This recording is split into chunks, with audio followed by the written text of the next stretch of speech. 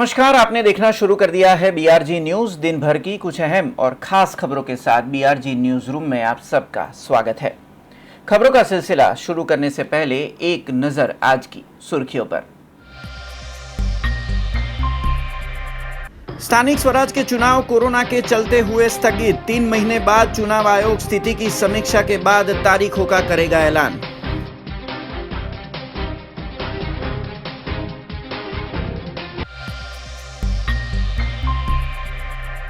Society for clean environment की प्रकृति संवर्धन की शहर में पहल। 10,000 स्क्वायर फुट में बनाया जाएगा मिनी फॉरेस्ट। राजमाता के हाथों से किया गया आरंभ।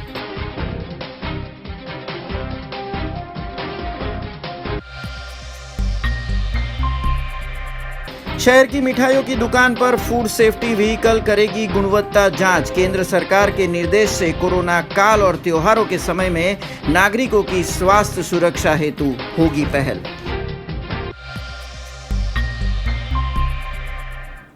अब देखते हैं खबरें विस्तार से। खबरों की शुरुआत करते हैं एक बड़ी खबर से, जहां पर राज्य के चुनाव आयोग की ओर से एक बड़ी घोषणा की गई है, जिसमें स्थानिक स्वराज के चुनाव को 3 महीने के लिए स्थगित कर दिया है।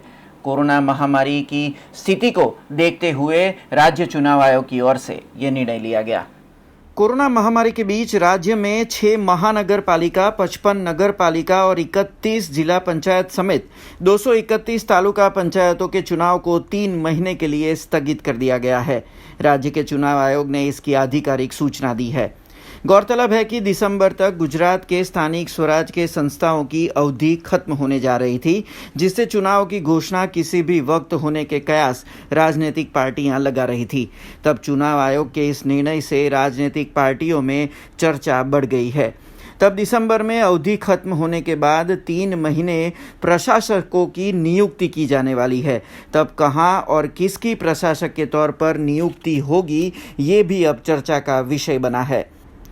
राज्य चुनाव आयोग ने 3 महीने बाद कोरोना की स्थिति का ब्यौरा लेकर फिर स्थानिक स्वराज के चुनाव की तारीखों की घोषणा करेगी, ऐसी बात कही है, जिससे अब स्थानिक स्वराज के चुनाव और 3 महीने के लिए आगे बढ़ गए हैं, जिसके बाद राजनीति में हलचल मच गई है।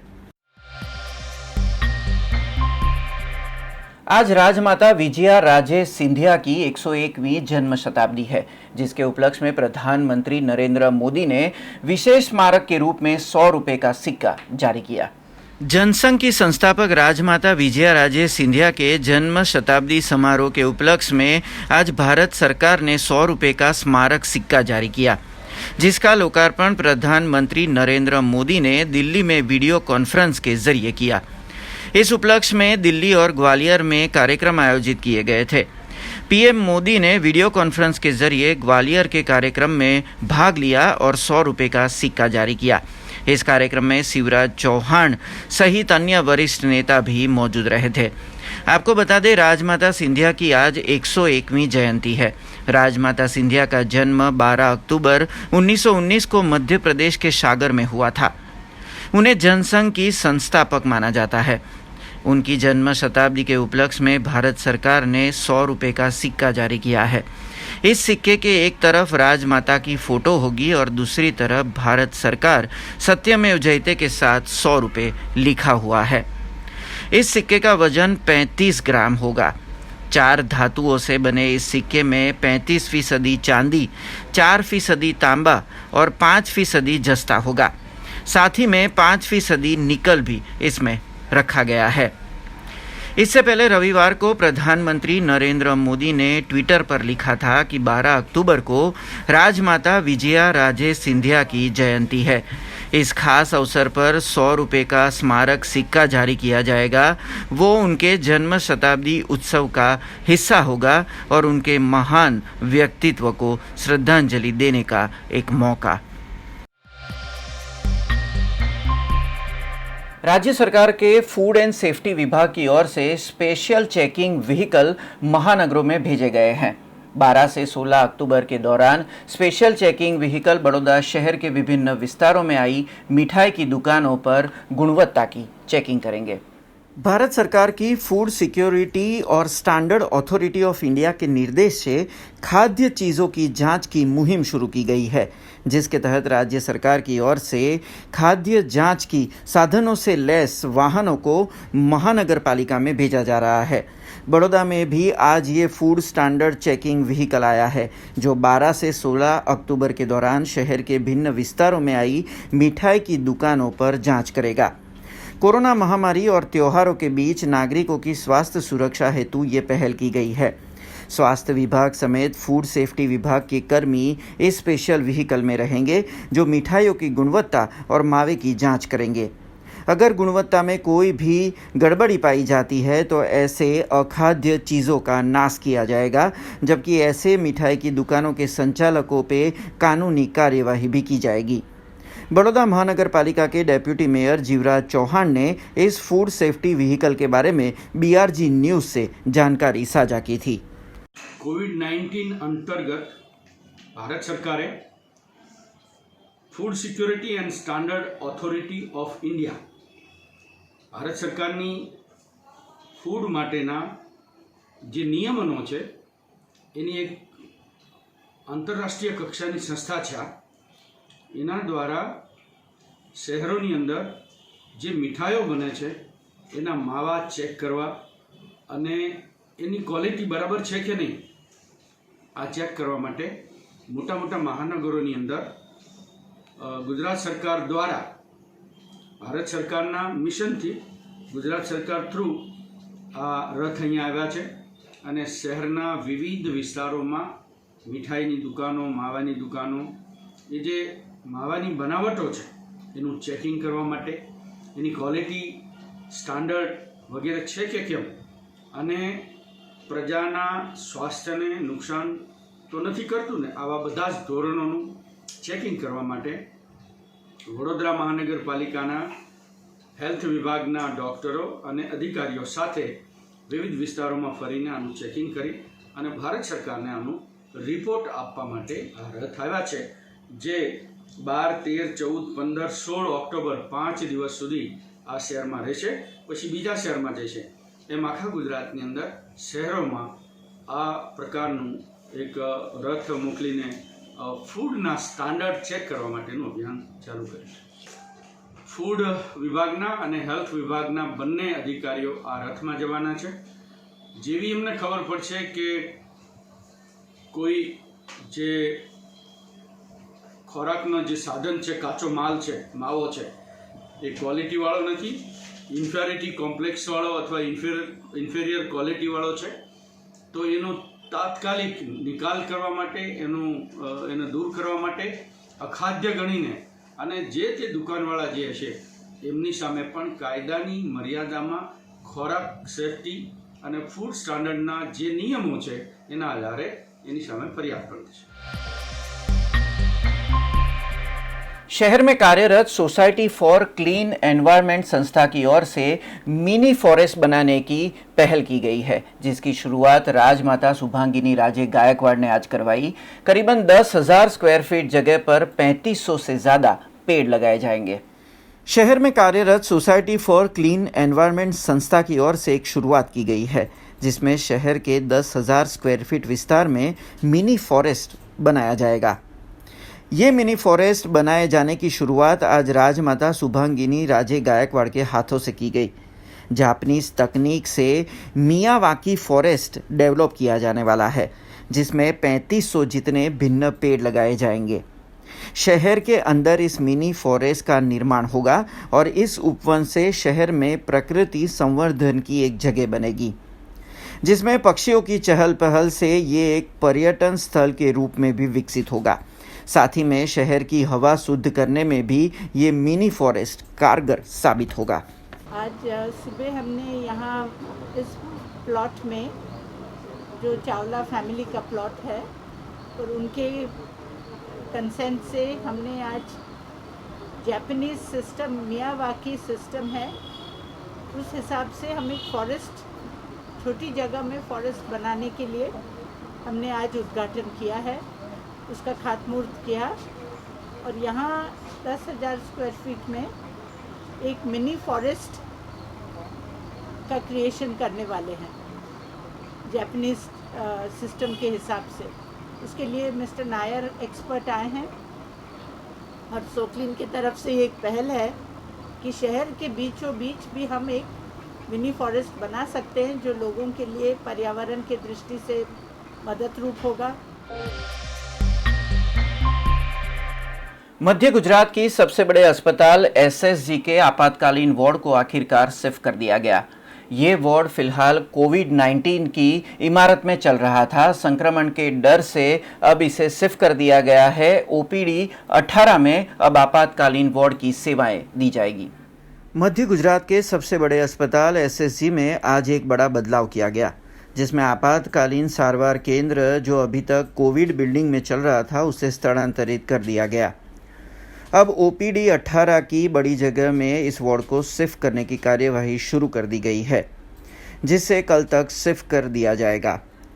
कोविड बिल्डिंग में आपातकालीन वार्ड रखने पर कई मरीजों ने आपत्ति जताई थी, जिसमें संक्रमण का खतरा रहता था। वहीं सभी तरह के आपातकालीन मरीजों को प्राथमिक सारवार इसी वार्ड में दी जाती थी, जिसके चलते संक्रमण का खतरा बढ़ता था। तब ओपीडी 18 में बड़ी जगह में ज़रूरी सिविल और इलेक्ट्रिक वर्क करवाया जा रहा है। वहीं ऑक्सीजन पॉइंट समेत की ज़रूरी सुविधाओं को भी वहां इंस्टॉल किया जा रहा है। तब आज आपातकालीन वार्ड को कोविड बिल्डिंग से अलग करने की कार्यवाही की जा रही है, जिसकी जानकारी नोडल ऑफिसर डॉक्टर बेलिम ने दी थी।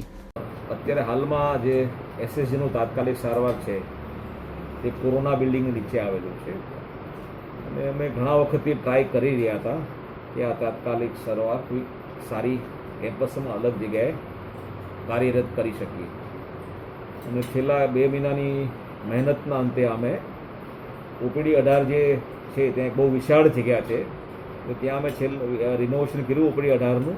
ત્યાં ઘણા બધા ઓપ્શન પોઈન્ટ અમે ઇન્સ્ટોલ કર્યા અને ઘણી બધી સગવડતા ત્યાં અમે વધારી અને આવતીકાલે ત્યાં તાત્કાલિક સારવાર શિફ્ટ કરી રહ્યા છીએ। શિફ્ટ કરવાથી 2 વસ્તુના ફાયદા થશે। એક તો કોરોના બિલ્ડિંગ છે ટોટલી 100% કોરોના બિલ્ડિંગ બની જશે। જે 5-7% ઓછું હતું પહેલાં કે તાત્કાલિક સારવાર નીચે હતું, થોડો સંક્રમણનો પણ ભય રહેતો હતો, એ બિલકુલ ઓછો થઈ જશે। અને બીજું કે જે હાલનું તાત્કાલિક સારવાર છે અને જે ટ્રાયજ રૂમ છે એટલે કે જ્યાં પેશન્ટને રાખીએ છીએ, ઓક્સિજન આપીએ છીએ, ઘણીવાર સુચરિંગ કરીએ છીએ, ડ્રેસિંગ કરીએ છીએ, આખું જે મેઇન રૂમ છે તે ઘણી એમાં રિનોવેશનની તાત્કાલિક જરૂર હતી। 12-14 વર્ષથી જૂનું કંઈ રિનોવેશન થયેલું હતું નહીં। તો આ રીતે નવી જગ્યા મળવાથી કે જૂના તાત્કાલિક સારવારમાં રિનોવેશનની કામકારણી પણ 1-8 મહિનામાં પૂરી થઈ શકશે અને આપણે એવું માનીએ છીએ કે 2 મહિનામાં કોરોના બિલકુલ ડાઉન થઈ જાય અને એકદમ નોર્મલ થઈ જાય તો પાછું તાત્કાલિક સારવાર નીચે આપણે અહીંયા પાછું લઈ આવશું અને એ પણ એક નવા ફોર્મમાં લાવશું, નવી સગવડતા સાથે લાવશું અને આમાં દર્દીઓને ઘણો ખરો ફાયદો થશે। खबरों का सिलसिला यूं ही जारी रहेगा, पर उससे पहले लेंगे कमर्शियल ब्रेक। तो देखते रहिए बीआरजी न्यूज़। बीआरजी ग्रुप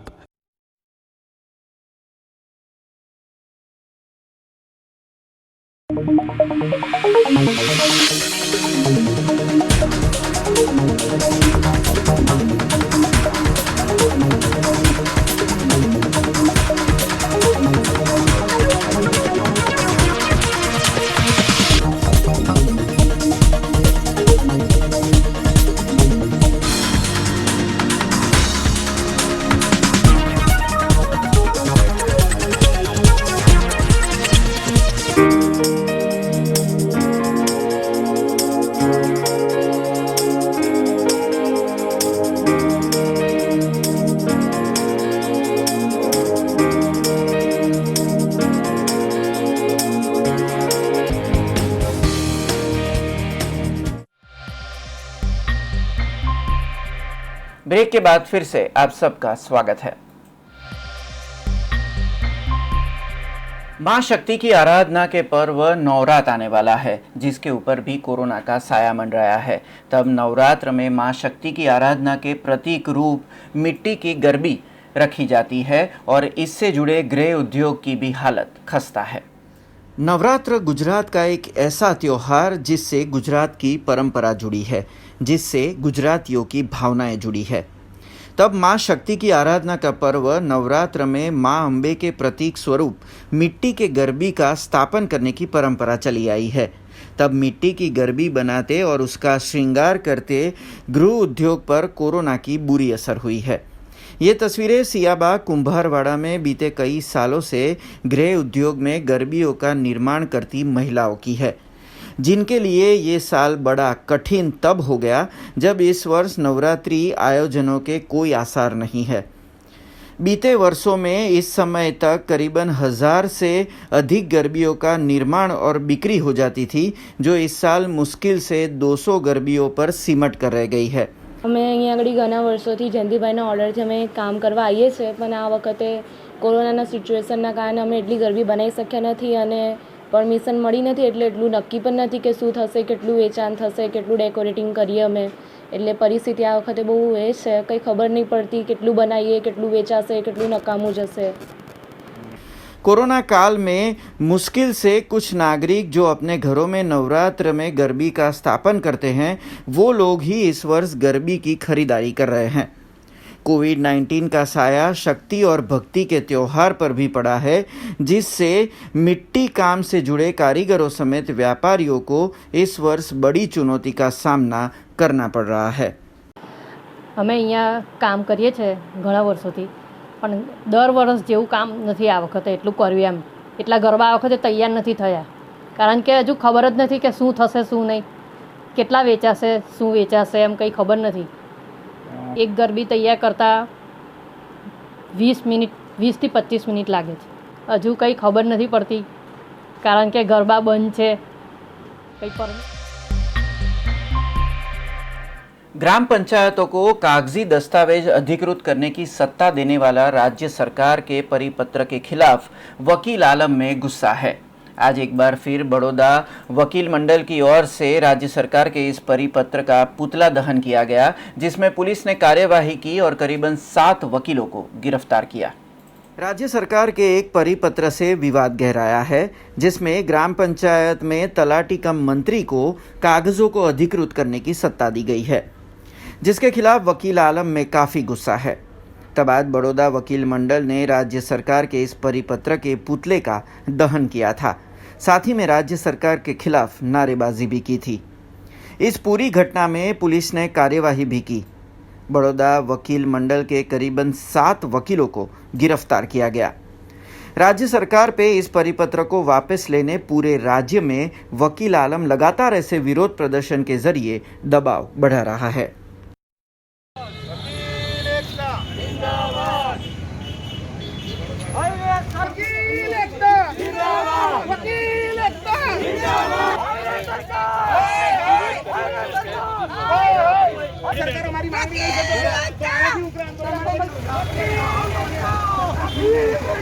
પરિપત્ર બહાર પાડી અને સોગંદનામું કરવાની જે સત્તા તલાટીઓને આપવામાં આવી છે એ કાયદાની પરિભાષા પ્રમાણે ખોટી છે। રાજ્ય સરકાર આવો ડેલિગેટ સોગંદનામું કરવાનો સત્તા આપી શકે નહીં અને આ સત્તા આપવાથી વકીલોને ખૂબ મોટો અન્યાય થઈ રહેલ છે। તેના વિરોધમાં આજે વડોદરા વકીલ મંડળ દ્વારા પૂતળા દહનનો કાર્યક્રમ રાખેલ અને હવે ટૂંક સમયની અંદર જ વડોદરા વકીલ મંડળ દ્વારા રીટ પિટિશન હાઈકોર્ટમાં દાખલ કરવામાં આવશે અને ગુજરાતના તમામ પ્રમુખોને વડોદરામાં ભેગા કરી સમગ્ર ગુજરાતમાં આંદોલનનો વ્યાપ વધારવામાં આવશે। એ કાયદાઓ જે પરિપત્ર સરકાર દ્વારા પાડવામાં આવ્યો છે, આજે તલાટી એ ચોથા વર્ગના કર્મચારી કહેવાય। તલાટીનું ફંક્શન, તલાટીનું કાર્ય શું કે જે ગ્રામમાં તલાટીને રાખવામાં આવ્યો હોય ત્યાં જન્મ કોનો થયો તેની નોંધણી કરવાની હોય, કોનું મરણ થયું હોય તેની નોંધણી કરવાની હોય, કેટલો પાક થયો છે એની નોંધણી કરવાની હોય અને આવા 22 જાતના સોગંદનામા જો સરકાર દ્વારા એમને સોંપવામાં આવે તો તદ્દન गुजरात नहीं आखा भारत की घोर खोदाई जैसे। शहर में आम आदमी पार्टी की ओर से राष्ट्रपति को सूचित करते हुए जिला कलेक्टर को आवेदन दिया गया, जिसमें खास तौर पर भाजपा शासित प्रदेशों में महिलाओं पर हो रहे दुष्कर्म और अत्याचार के खिलाफ कदम उठाने की मांग की गई। आम आदमी पार्टी के महिला मोर्चा की ओर से राष्ट्रपति को सूचित करते हुए जिला कलेक्टर को आवेदन दिया गया, जिसमें खास तौर पर भाजपा शासित प्रदेशों में महिलाओं पर हो रहे बलात्कार और अत्याचार के खिलाफ आवाज उठाई गई है। बीते कई समय में ऐसी कई वारदातें और घटनाएं घटित हुई है जिसमें महिलाओं और बेटियों पे दुष्कर्म और छेड़खानी की जा रही है। वहीं आम आदमी पार्टी ने भाजपा शासित प्रदेशों में महिलाओं पर ज़्यादा ऐसी वारदातें होने और ऐसे ज़्यादा हादसे होने का आरोप लगाया है। तब आज आम आदमी पार्टी के महिला मोर्चा ने नारी सुरक्षा के मुद्दे पर जिला कलेक्टर को आवेदन दिया। गुजरात प्रदेश महिला अध्यक्ष ऋतु बंसल छूँ અને હું આમ આદમી પાર્ટી મહિલા સંગઠન તરફથી એક મુદ્દા લઈને આવી છું कि गुजरात प्रदेश में कलेक्टर श्री के माध्यम से हम राष्ट्रपति जी को आवेदन पत्र दे रहे हैं कि महिलाओं की सुरक्षा होनी चाहिए। ये जो हाल में बहुत से बनाव बन रहे हैं जहाँ पे महिलाओं को असुरक्षित महसूस हो रहा है, गांव की, शहर की, तालुकाओं की, और हर जगह महिला एक डर महसूस करती है बाहर निकलने में। वो बनाव क्यों बन रहा है? एक तरफ हमारे दिल्ली की सरकार, अरविंद केजरीवाल की सरकार महिलाओं को इतनी सुरक्षा और उनके महिलाओं के लिए इतने कार्यक्रम करती है, इतना उनको फ़ायदा पहुंचा रही है, उनका ध्यान रखा जाता है, तो केंद्र की सरकार और राज्य की सरकार ऐसा क्यों नहीं कर सकती? अखिल भारतीय सफाई मजदूर संघ की ओर से आज जिला कलेक्टर को आवेदन दिया गया, जिसमें खास तौर पर हाथरस की मृतक पीड़िता को जल्द इंसाफ दिलाने की मांग की गई। हाथरस के मामले में मृतक युवती को इंसाफ दिलाने की मांग तेज हो रही है। आज अखिल भारतीय सफाई मजदूर संघ की ओर से इंसाफ की गुहार लगाई गई थी, जिसमें राष्ट्रपति और केंद्रीय गृह मंत्री को सूचित करते हुए जिला कलेक्टर को आवेदन दिया गया। मृतक पीड़िता और उनके परिवार को इंसाफ जल्द दिलवाने की मांग इसमें की गई। जिला कलेक्टर कार्यालय पर बड़ी संख्या में सफाई कर्मी महिला और पुरुषों ने बैनरों के साथ प्रदर्शन किया, जबकि हाथरस की पीड़िता को अगर जल्द इंसाफ नहीं मिलता तो सफाई मजदूर संघ राष्ट्रव्यापी आंदोलन कर सकता है, ऐसी भी बात मीडिया के सामने कही गई।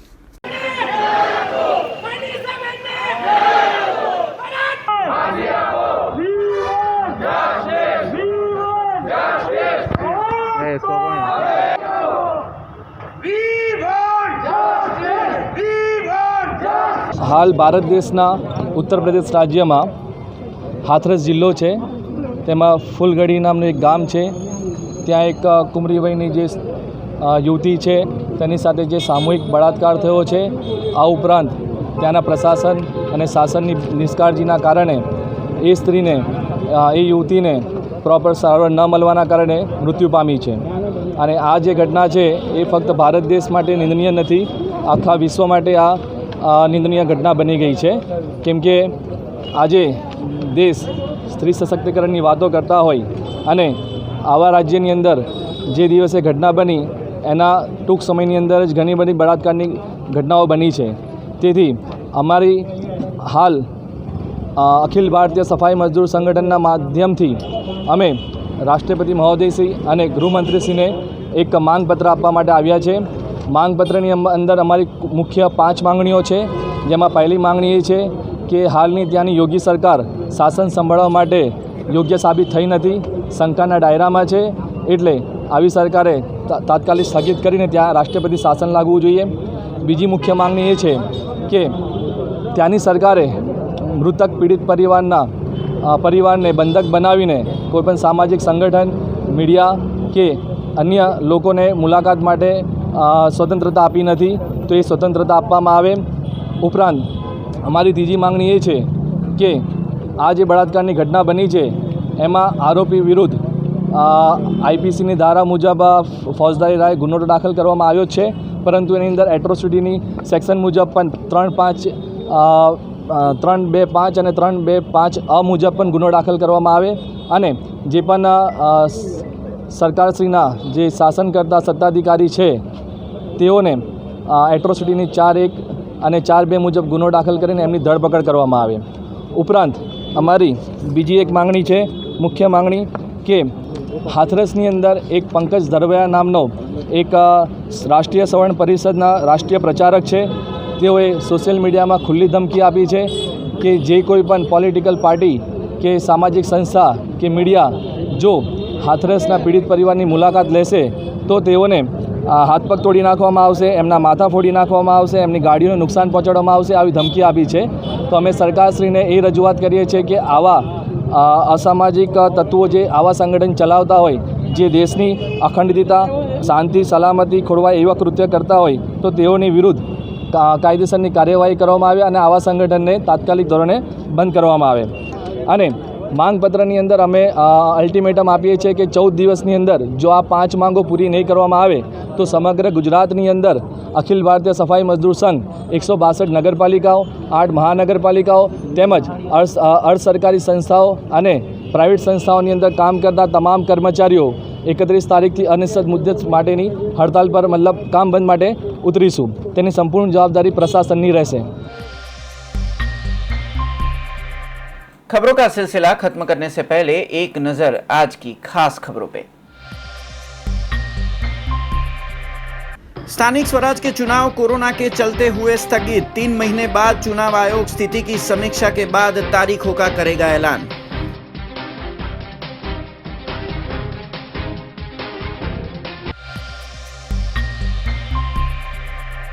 सोसाइटी फॉर क्लीन एनवायरनमेंट की प्रकृति संवर्धन की शहर में पहल, 10,000 स्क्वायर फुट में बनाया जाएगा मिनी फॉरेस्ट, राजमाता के हाथों से किया गया आरंभ।